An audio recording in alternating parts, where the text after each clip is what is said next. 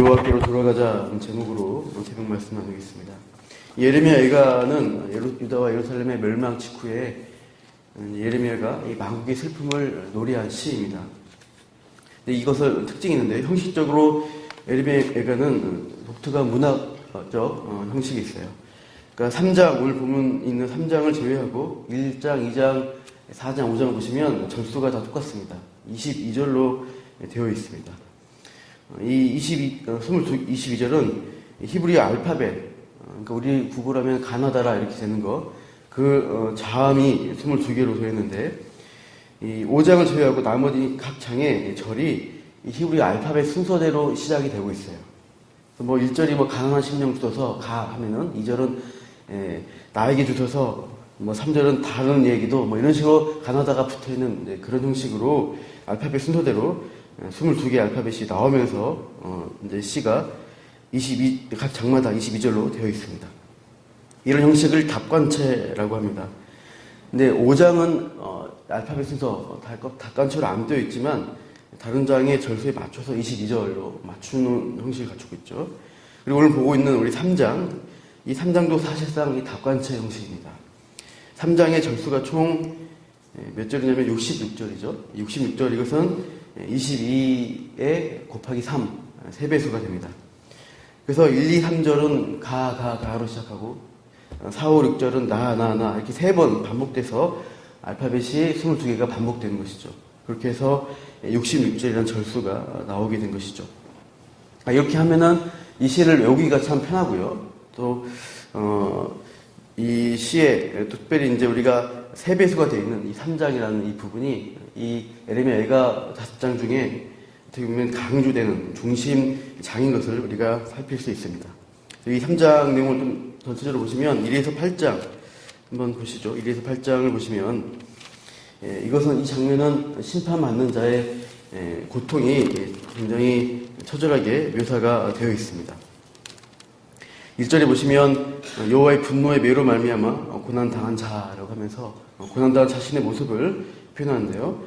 그래서 어둠 안에서 걸어가야 되고 또 살이 새하고 뼈가 꺾이는 고통을 묘사합니다. 이렇게 쭉 진행되는데 18절 보시면 그래서 어떻게 돼요? 나의 힘과 여호와에 대한 내 소망이 끊어져 버렸다. 희망이 없다. 이렇게 할 정도로 힘들다는 것입니다. 그러면서 19절에서 41절, 보면 앞에 있는 19절에서 41절은 갑자기 또 소망으로 돌아섭니다. 그래서 여호와의 하나님의 인자와 궁유를 믿으면서 희망, 소망의 메시지를 전하고 있는데요.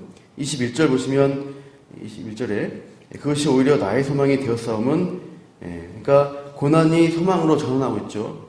우리 22절, 23절 유명한 말씀인데요. 3장 22, 23절 같이 읽겠습니다. 여호와의 인자와 긍휼이 무궁하심으로 우리가 진멸되지 아니함이니이다. 이것들이 아침마다 새로우니 주의 성실하심이 크시도소이다. 이렇게 하나님의 성품에 대해서, 또 하나님의 아침마다 새롭게 하시는 그 하나님, 도우시는 하나님을 기대하고 있습니다. 26절에 보시면 사람이 어떻게 돼요? 여호와의 구원을 바라고 잠잠히 기다리는 게 좋다. 하나님의 구원의 때를 기다리자. 이렇게 권면하고 있습니다.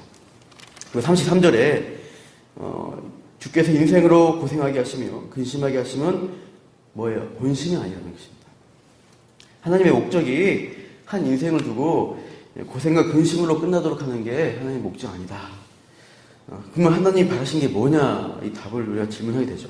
그게 오늘 본문에 40절, 41절인데 다 같이 한번 읽어보시죠. 시작. 우리가 스스로 우리의 행위들을 조사하고 여호와께로 돌아가자. 우리의 마음과 손을 아울러 하늘에 계신 하나님께 들자. 이렇게 말씀합니다.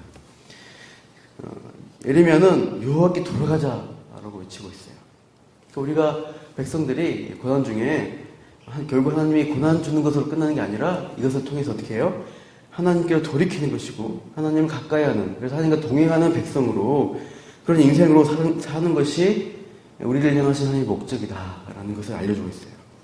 하나님께 붙어 있어야 되고, 그러니까 우리가 붙어 있으면서 여러 가지 어려움, 인생에 여러 가지 일들이 있을 때 하나님을 의지하고 믿으면서 살아가는 것, 그게 신자의 삶이라고 하나님이 원하시는 바라고 알려주고 있습니다. 그래서 그 하나님이 앞에서 소망을 얘기한 것은 뭐예요?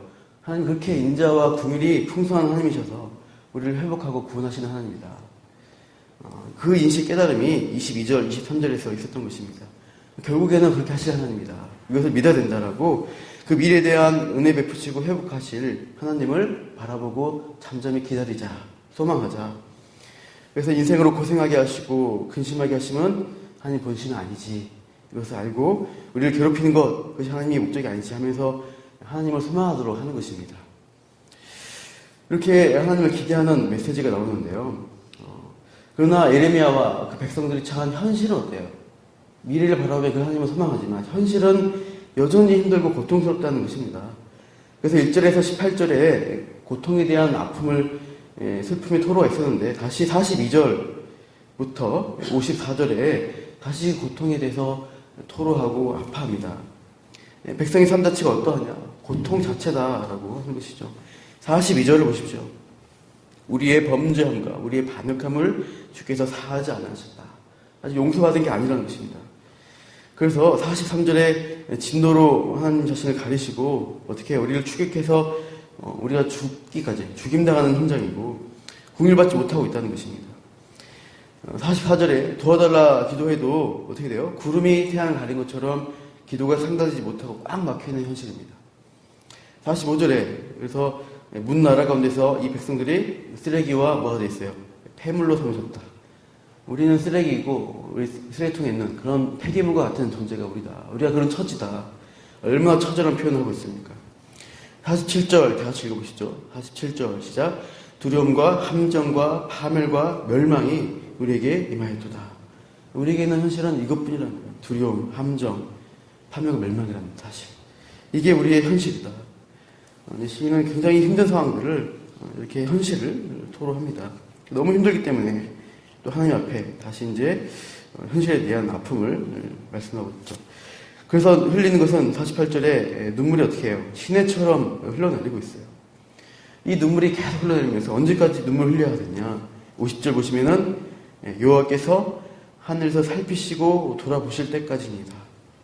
하나님이 하나님의 때 용서와 긍휼을 베푸실 그때까지 예레미야가 예언한 대로 70년 포로기를 고난의 때를 채우는 그때까지 심판의 시기, 이 징계의 시기를 견뎌내야 한다라고 말하는 것입니다. 그렇지만 그렇다고 해서 현실을 절망하고 하나님 포기할 거냐? 아니죠. 이 3장의 중심에 은혜와 긍휼의 하나님, 인자와 긍휼이 풍성하신 그 하나님을 소망으로 기다리라고 했습니다. 그 하나님에 대한 소망을 두고 하나님께로 돌아가는 것. 결국 우리가 하나님께 돌아가는 게 하나님 원하시는 목적이라는 것을 기억해야 됩니다. 그래서 다시 40절 다시 한번 읽어볼게요. 시작. 우리가 스스로 우리의 행위들을 조사하고 여호와께로 돌아가자. 여기서 돌아가는데 그냥 돌아가시는 게 아닌 것이죠. 어떻게 해야 돼요? 우리의 행위들을 조사하자고 이제 먼저 전제를 말합니다. 그래서 행위라는 단어가 원어로 길이라는 단어의 의미입니다. 우리가 그동안 살아온 길이 어땠는지, 어떤 길을 걸어왔는지 돌아보면서, 그러니까 우리의 구체적인 회개와 우리에게 있는 문제점, 하나님과 멀어진 우리의 죄악의 문제들을 살펴보자, 점검하자. 그렇게 하면서 참 회개하면서 하나님께 돌아가는 과정이 있어야 한다고 시인은 우리에게 권하고 있습니다. 41절에 보시면 또 뭐예요? 우리의 마음과 손을 어떻게 해야 돼요? 하늘에 계신 하나님께 들려는 것입니다. 행위만 겉으로 예배드리는 자리, 예배당에 앉아있는 것으로 되는 게 아니라 뭐예요? 마음이, 우리의 중심이 하나님을 향하도록 우리 마음을 드리는 돌아감이 있어야 한다는 것을 말씀하고 있습니다. 유다 말기의 백성들 자신의 하나님의 그냥 징계하지 않고 있으면 좋겠는데 참 죄악이 극악해지면서 이들은 계속 우상 숭배의 혼합주의에 빠지면서 결국 하나님의 채찍과 매를 통해서 포로기를 보내면서 하나님께로 돌아오는 역사적 상황을 우리가 성경 중에 보게 됩니다. 근데 우리도 또 여전히 마찬가지입니다. 우리도 그냥 참 돌아가지 않습니다. 이 징계 가운데, 현실의 고난 가운데서 우리가 해야 될 것은 뭐예요? 하나님에 대한 소망을 가지시고 참으로 우리의 행위들을, 우리의 길들을 돌아보시면서 또 하나님께 가는 길을 막고 있는 우리의 문제점, 우리의 습관들, 죄악된 모습들을 살피시고 우리의 마음을 하나님께로 향하는 그런 노력들 고난, 현실은 녹록지 않아도 우리의 소망의 하나님 바라보면서 하나님의 목적이 뭐냐? 하나님과 함께하는 것, 동행하는 것이다.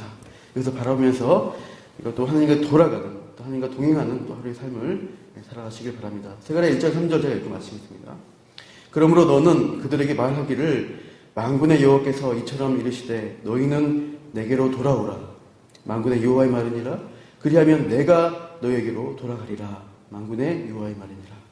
우리가 돌아가려고 할 때 하나님 돌아오시고 회복하게 하시는 그 하나님, 은혜 주시는 그 하나님 우리가 누리고 또 그 하나님과 하나님 구하면서 오늘 시간 기도하기를 축원합니다. 기도하겠습니다. 하나님은 백성을, 죄악 가운데 있는 백성을 향해서 심판과 징계를 내리시면서 여전히 그 백성을 향한 뜻을 거두지 아니하시고 돌아오라고 명하십니다. 회개하며 자신의 구체적인 행위들을 돌아보고 살피면서 그 하나님께 가는 길 막고 있는 우리의 문제점들 깨닫게 하시고 그 징계 가운데 알게 해주셔서 또 하나님만 붙들고 의지하는 백성으로 삼아 주셨습니다. 오늘 하루를 또 이 일주일을 살아가는 우리들에게 여전히 주님의 말씀을 들려주셔서 또 우리가 참 하나님과 스스로 멀어져주고자 하는 죄를 즐기고자 하는 그런 행위들 또 오늘 살피면서 또 그 아픈 가운데 돌아보면서 하나님 인자와 궁일이 무궁하신 그 하나님을 향하게 해주시옵소서. 그 하나님이 주시는 복들을 우리가 구하면서 또 누리면서 이 시간도 하루의 삶 가운데 그렇게 하나님께 돌아가는 그 은혜의 삶을 살게 하여 주시옵소서. 그렇게 기도하며 구하겠습니다. 이렇게 하신 하나님 찬양하며 이 모든 말씀 예수님 이름으로 기도합니다. 아멘.